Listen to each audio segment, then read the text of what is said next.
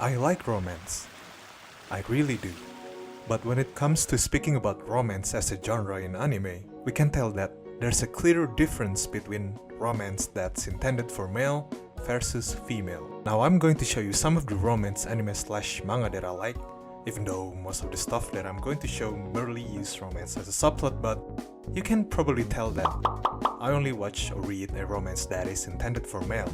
This is a shonen, this is a seinen, this is a shonen again, and the list goes on. Well, those demographic labels do not mean the shows are only intended to be watched by the male audience, but upon realizing this shocking fact, I began to question my whole existence as an anime fan.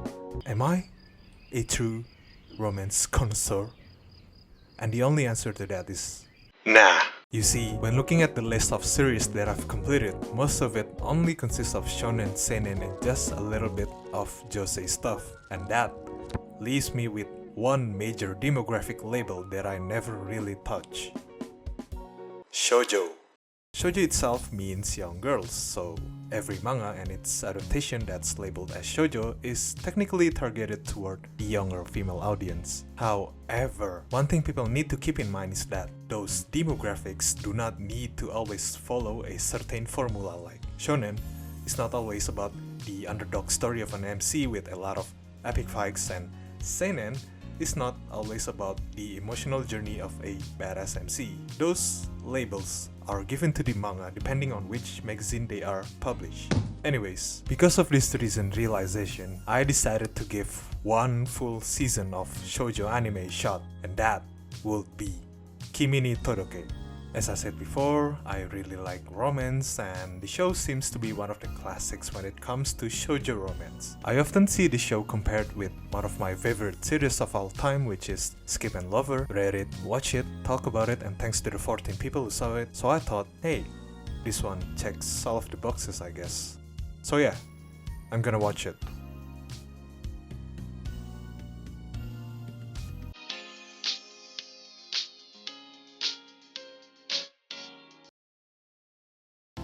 Before starting Kimi ni Todoke, I have these expectations about the show as a result of me dropping one or two shoujo series before, because the ones that I've tried are always about this almost too perfect lead, and I never really vibe with how they act, I guess. I don't know, and I just can't stand some of the romantic scenes that are done way over the top, at least for me. But I know it's wrong to generalize a genre, and I've only tried one or two episodes of two different romance shoujo, so obviously that amount of sample is never going to be valid, but I just want to get my past problem out before we move on. I don't have a problem with the art style, in fact, I just vibe with the general shoujo looks, I guess. I feel like I could easily tell which one is going to be the main cast at first glance, even if I didn't know anything about the show, which leads us to my impressions of the first episode. And straight from the get-go, we can tell that this is a story about our seemingly plain, scary, awkward main girl that got her life trajectory changed upon meeting our radiant, charming, everyone's favorite main boy,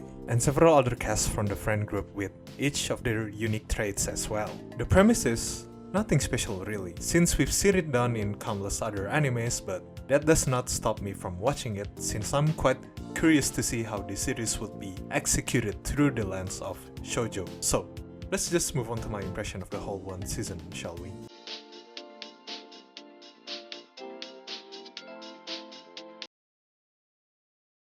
Alright, remember when I said I usually have a problem with how the main lead in shoujo acts?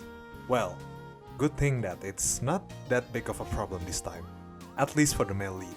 I actually find the male lead more bearable to watch in comparison to her, but we'll talk about it later on. Yes, he is your typical handsome, popular, gets along with everyone, and gotta be honest, his character design is quite generic as well, but I guess that's quite expected from an anime that uses high school as the main setting. He's not portrayed as this super idealized version of a guy, in fact. I appreciate that he acts like an actual high school guy who fell in love, if that makes sense. I don't know.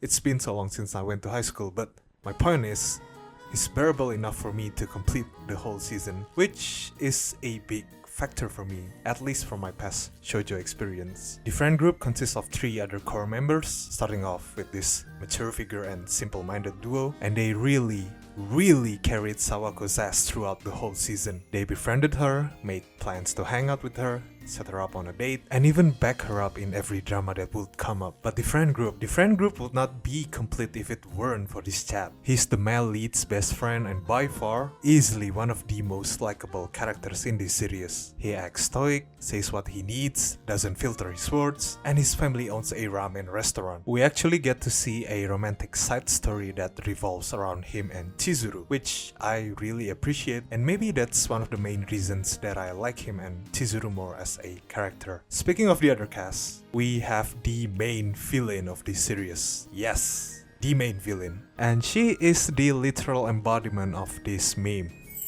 Her face card does not decline, can't disagree with that. And yes, she is initially portrayed as this horrible human being who pulled the strings for the drama in the first few episodes. But without her involvement in the story, I don't think there's gonna be that much of a progression in terms of the main romantic plot and Sawako's character development. Even though every time she shows up, the series drastically turns into a Southeast Asian soap opera, she plays quite a major role in the story's progression. Even she became more likable in the later episodes. Instead of becoming the main villain, she became the main rival.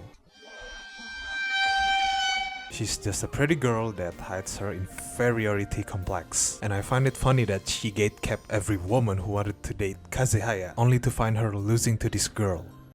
This girl, our main protagonist, Kuronuma Sawako. Socially awkward, leading to a lot of people misunderstand her as this creepy human being with many superstitious rumors about her, and that traits of her basically became one of the main focus of the plot. I like how genuine she is when trying to express herself, and throughout the whole season, we get to see her journey in removing the walls between her and the people around her. She will absolutely defend anything that she feels is right, and gets emotional easily for the people that she cares about, and questions and faces her feelings head on, which I respect because not a lot of people will do that. But I feel like those are what I will call her traits.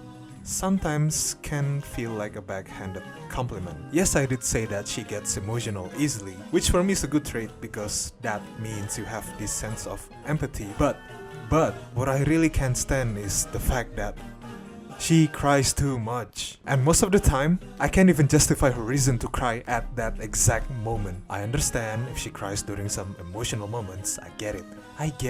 But it's still too much for me. The prime example of this is in episode 22. And the plot for this episode is basically your mandatory Christmas arc. So what happens is that she gets invited for her first Christmas with her friends, right? And obviously, as a high schooler, she would gladly accept that invitation. But here comes the problem.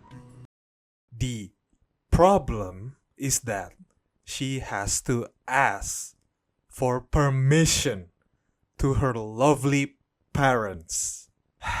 So instead of doing the obvious, which is to ask her parents for permission, she just f***ing cries. Look, I get it.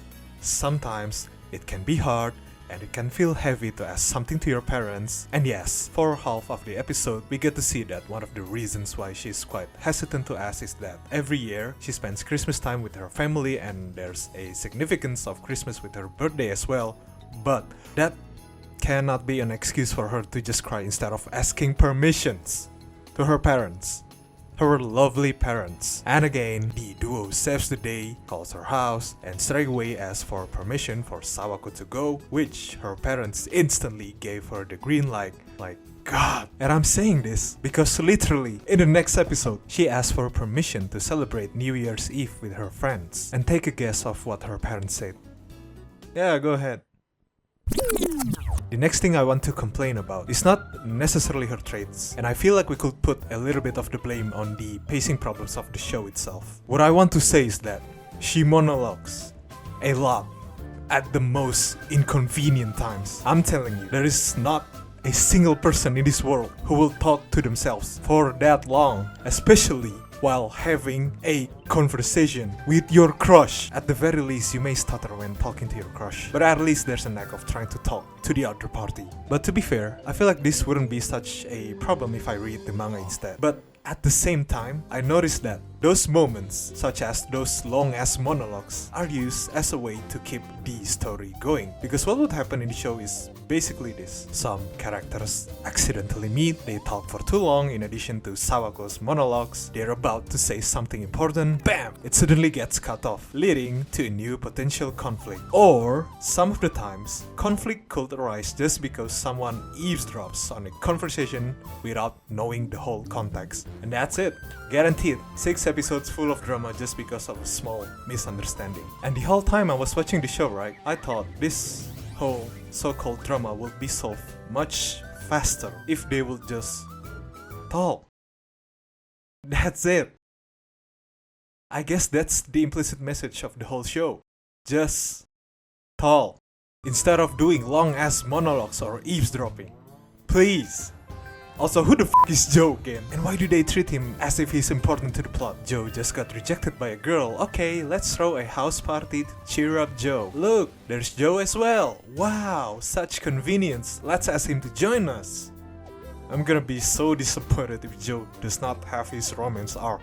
Oh, there's nothing in here, okay. The only time when I was fully invested in the plot is the arc between Chizuru and Ryu. The build-up, the climax, and the resolution of the whole drama are just what I expected from a romance series. Especially what is shown in episode 21. The last scene, the snow, the proper use of silence, everything was just perfect. This leads me to argue that it's quite unfair for me to fully judge the other main cast if I haven't seen their, let's say, story arc. But if we're strictly talking about season 1, I would even say the side romance plot is better than the main one. Also, shout out to Pin for being the only real mature figure in the season, dropping 1 or 2 banger quotes every time he shows up.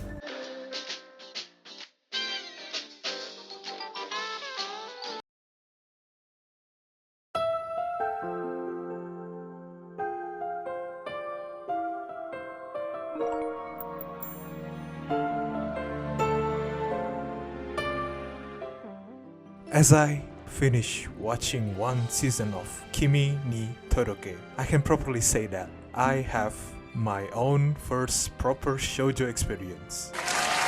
This show has many ups and downs, obviously. The story does progress, but I feel like it feels quite slow for a season with 25 episodes. For example, when talking about the main romance plot between Sawako and Kazehaya, in the span of 25 episodes, the farthest thing they did was holding hands. But I would say I'm a hypocrite for saying that, because I'm also very used to read 100 plus chapters of high school romance with no significant progression at all. But my point still stands. The overall pacing feels quite slow sometimes. And also, I'm not trying to disregard the fact that Sawako's actually changed for the better, because by the end of it, she became easier to talk to, she made a lot of friends, she cleared up a lot of misconceptions about her, she's fully convinced that she's in love, and we also got revealed that there's always this mutual respect between her and someone that she looks up to the most, someone that she admires and loves. And that's what I like, that's when I have to give my proper respect to the show. Overall, I think this one season is just okay. But the important question is, would I be down to watch another shoujo?